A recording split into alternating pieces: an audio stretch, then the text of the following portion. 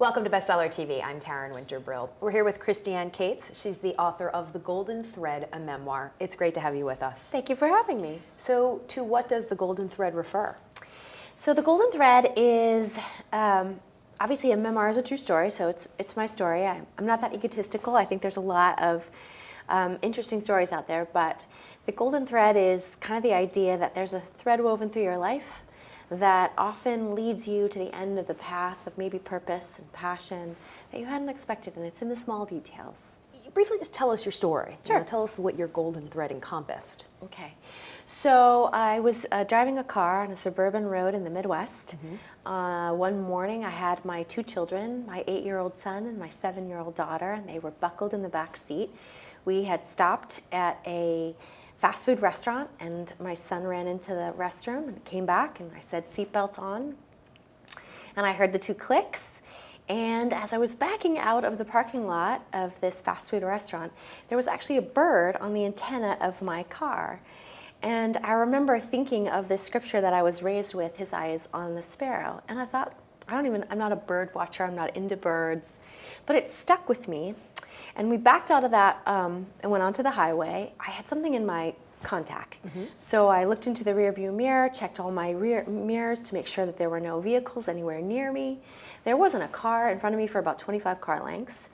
I went to get the lash out of my eye, and the next thing I knew, there was this metal on metal noise, smoke, and I hit the back of a dump truck, which was overloaded. There are no on-ramps there. There is nowhere that this truck could have come from.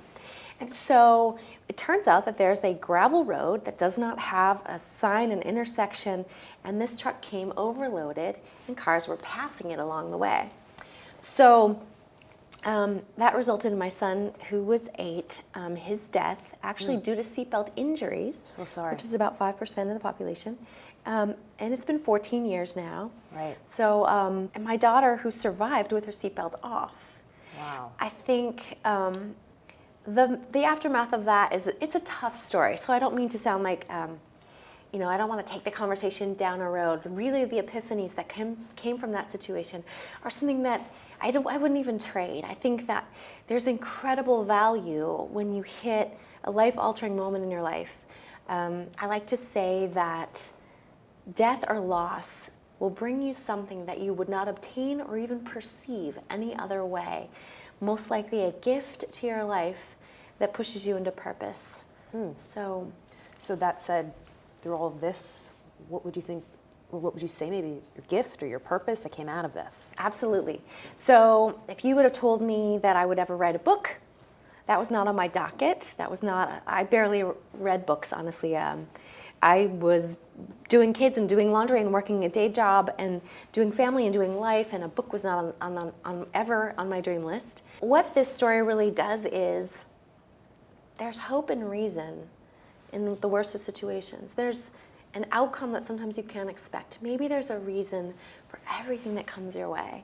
Thank you for just sharing and pouring your heart out on the page and with us, because it's really powerful stuff, and there are lessons and things to learn professionally, personally. Thank you so much. So thanks for being here. I appreciate it. And for more information, check out our website, csweetbookclub.com, c-sweetbookclub.com. I'm Taryn Winterbrill. Thanks for watching. We'll see you next time here on Bestseller TV.